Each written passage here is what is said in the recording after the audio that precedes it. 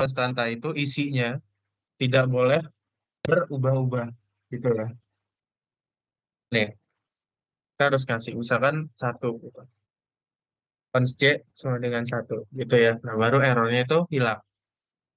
Nah, di sini ada sedikit hal yang menjadi perhatian bahwasanya sebenarnya di ECMAScript yang sekarang atau JavaScript itu penggunaan var itu sudah ditinggalkan oleh programmer. Kenapa? Jadi gini, ketika kalian menggunakan var, itu kalian bisa untuk mendeklarasikan variabelnya berkali-kali.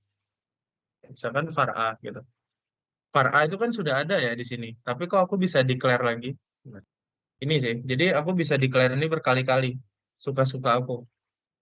Itu kekurangan dari var. Makanya dia mulai ditinggalkan. Sementara let, nih kalau aku bikin let B lagi, ya, dia kan langsung langsung error. Ya, karena dia sudah terbaca, pernah dideklarasikan. Itulah kenapa var sekarang sudah ditinggalkan. Maka dari itu, di sini var akan saya hapuskan. Misalkan let dan const saja. Jadi besok-besok kalau ngoding JS, tolong banget jangan gunain var karena itu nyiksa untuk orang yang ngedevelop aplikasi kalian berikutnya. Karena bisa aja itu nilainya duplikasi ya, gitu, var. Nah, kita udah masuk ke bagaimana penggunaan deklarasi variabel di JavaScript ya. Jadi ada let sama const gitu. Kemudian kita masuk ke apa? Tipe data. Nah, di sini udah jelas. Di sini yang pertama ya, ini ada tipe data yang pertama. Ini merupakan number ya. Number itu di sini numbernya integer, tapi kalau di JavaScript itu kita mengenal itu number dan juga array ya, terus string gitu ya, boolean gitu. Jadi nggak banyak pilihan tipe datanya di JavaScript. Kayak kita misalkan aku mau nampilin dulu ya. Nih, buat nampilin di website, kalian bisa pakai console.log. Yang paling simple dulu, console.log. Sini aku nampilin, misalkan aku mau tahu tipe data dari C. C ini kan harusnya integer ya kalau kita di C++ ya. Di sini aku mau pakai type of C. Oke, kita cek di browser. Nah, mana? Oke, ini ya paling atas ya. Jadi tipe datanya di sini terbacanya sebagai number ya. Gimana kalau misalkan 1,1? Harusnya float ya. Nah, tapi di sini tetap number. Ini aku refresh juga tetap number gitu. Karena memang tidak banyak pilihan tipe data di dalam JavaScript. Tuh. Misalkan kita deklarasi lagi untuk si eh, apa string misalkan. String. Kita tahu ya untuk penggunaan string itu diawali dengan quote, single maupun double, ataupun backtick gitu ya. Nah, di sini kalian tinggal tulis saja, misalkan hello world.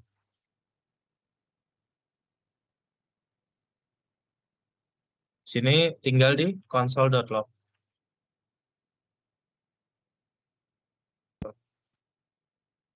Oke ya, udah muncul hello world.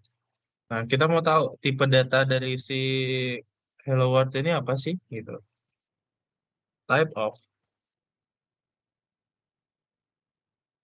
itu ya. Nah, jadi tipe datanya adalah string gitu ya.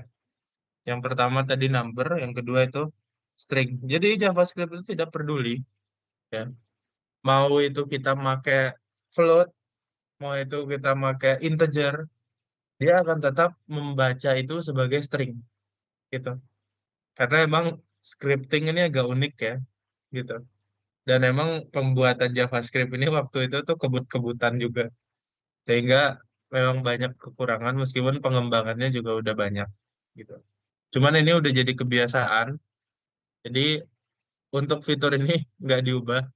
Makanya JavaScript sekarang udah punya lagi yang namanya tuh TypeScript ya. TypeScript itu semacam JavaScript, tapi lebih modern lagi karena udah ada tipe data yang lebih variatif gitu. Lanjut. Oke, tadi kita udah belajar deklarasi variabel, terus kita udah belajar gimana caranya untuk pemberian nilai dan menampilkan ke konsol gitu ya. Nah, berikutnya apa? Berikutnya di sini kita bakalan belajar lagi yang namanya itu adalah tipe data berikutnya yaitu array.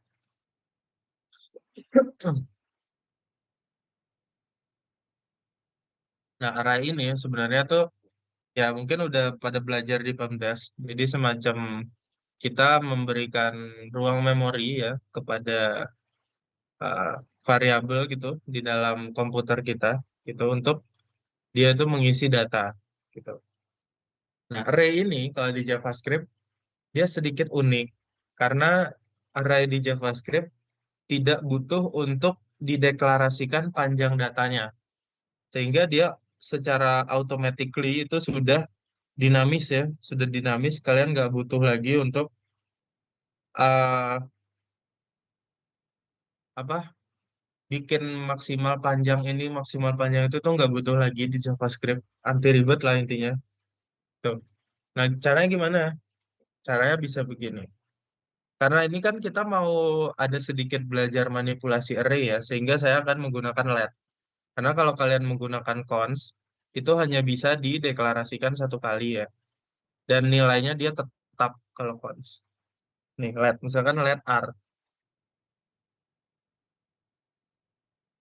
Itu pertama-tama kita harus belajar gimana sih isi dari array ini.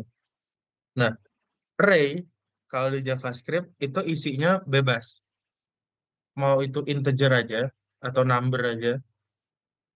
Mau kalian taruh eh, apa string itu boleh. Atau kalian campur string sama number itu juga boleh. Atau kalian mau bikin array di dalam array itu juga boleh. Jadi benar-benar array-nya itu dinamis banget, bebas penggunaannya gitu.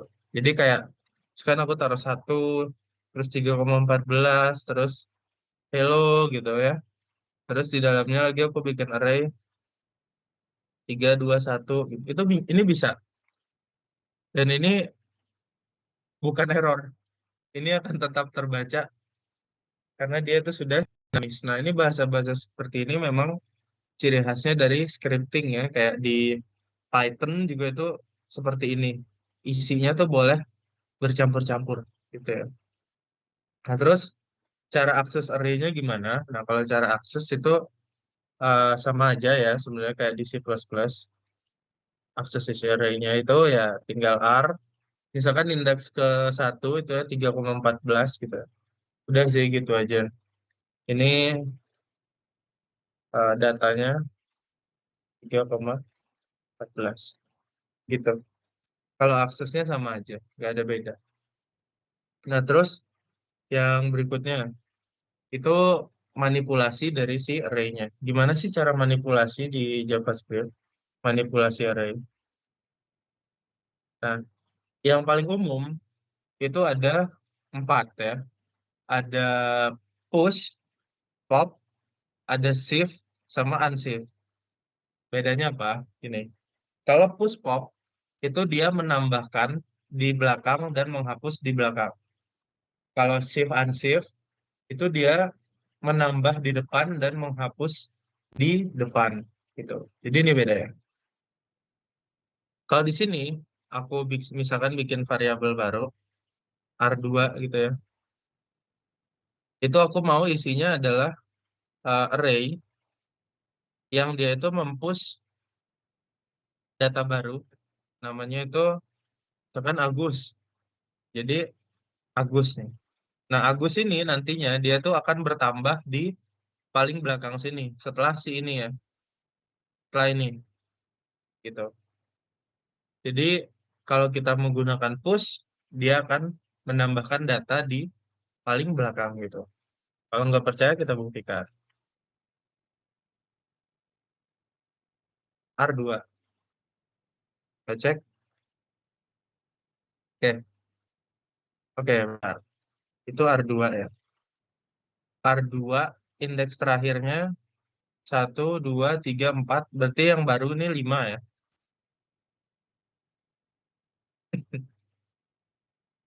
5. Oke. Oh, sorry. Ini dia menampilkannya ini malah si indeksnya. Berarti harusnya gini dulu. Harusnya gini dulu. Eh ini dipindahin ke atas dulu, di push dulu. Baru ini sama dengan R. Sorry, tadi enggak ini. Nah, ya ini. Oke, itu ya. Kok undefined? 0, 1, 2, 3, 4. Sorry. Oke, udah ini si Agus sudah nampil di sini ya. Jadi setelah di push, dia akan muncul lagi. Atau mungkin kita tampilkan si array-nya deh. Si array-nya aja. Kita tampilkan semua.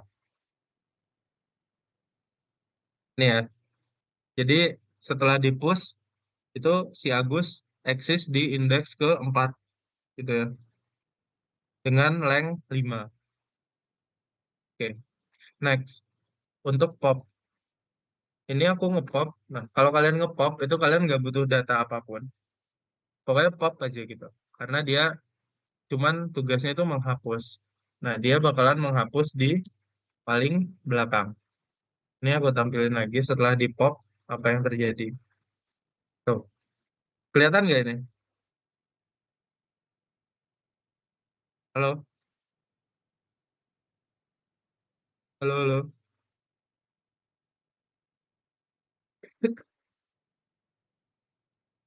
Mana nih orang-orang ini? Mas Rehan, Tadi kelihatan nggak itu Mas Rehan? Ya, tadi kelihatan nggak konsolnya? kelihatan. Aman ya? Nah, jadi Mas, setelah kalian melakukan pop, itu dia akan menghapus ke yang paling belakang, gitu ya. Ini apa nih? Oh, ada yang mau masuk. Saya belum ACC. Oh, enggak ya. Mas Rehan angkat tangan ya. Gimana iya Mas Rehan? tadi